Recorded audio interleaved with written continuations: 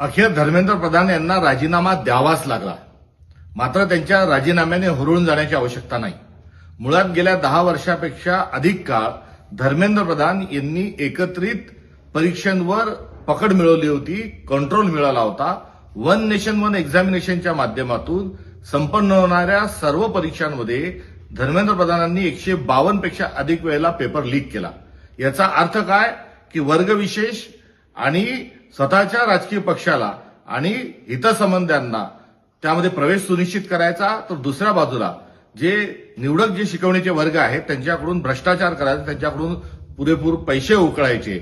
एकंदरीत नीट्सच्या एक्झामसाठी पालक जेवढा खर्च करतो तो भारत सरकारच्या 5 विभागांनी एवढं मोठं बजेट या संपूर्ण नीट एक्झामिनेशनचं असतं. यातला भ्रष्टाचाराचा मोठा पैसा एकीकडे धर्मेंद्र प्रधानांना मिळाला, तर स्वतःच्या जवळचे विचारांचे आणि वर्गविशेषची मुलं त्यामध्ये त्यांनी प्रवेश मिळवून दिलेला आहे. त्यामुळे हे रॅकेट या वर्षीच्या 71व्या वेळा नीटचा पेपर फुटल्या एवढं हे प्रकरण नाही. याची पाळंमुळं फार खालपर्यंत गेलेली आहेत. या सर्वांचा शोध लागेपर्यंत तुम्हाला आपल्याला समाधान व्यक्त करता येणार नाही. त्यामुळे धर्मेंद्र प्रधान हे तात्काळ जेलच्या आड गेले पाहिजे.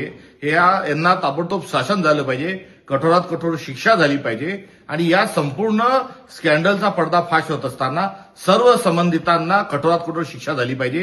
ही असणारी काँग्रेस पक्षाची मागणी आहे आणि हे आम्ही केल्याशिवाय राहणार नाही. थोडक्यात धर्मेंद्र प्रधान लवकरच चक्की पिसिंग या त्यांना दंड झाल्याशिवाय काँग्रेस पक्ष स्वस्थ बसणार नाही.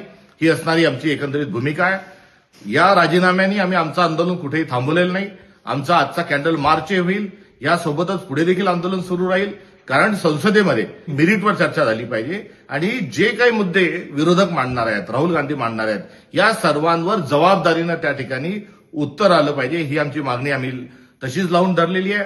तथा देशभरामध्ये ज्या विद्यार्थ्यांवर जे गुन्हे दाखल झालेले आहेत या आंदोलनाच्या दरम्यान, हे सरसकट सर्व गुन्हे खारिज केल्याशिवाय आम्ही स्वस्थ बसणार नाही. त्यासाठी देखील आमचं आंदोलन हे सुरू राहणार आहे आणि यासोबतच या संपूर्ण प्रकरणाच्या अनुषंगानं देशाच्या पंतप्रधानांनी देशाची माफी मागावी. या आमच्या राहिलेल्या ज्या 3 मागण्या आहेत, या 3 मागण्यांकरता आमचं हे आंदोलन यापुढे असे सुरू राहील.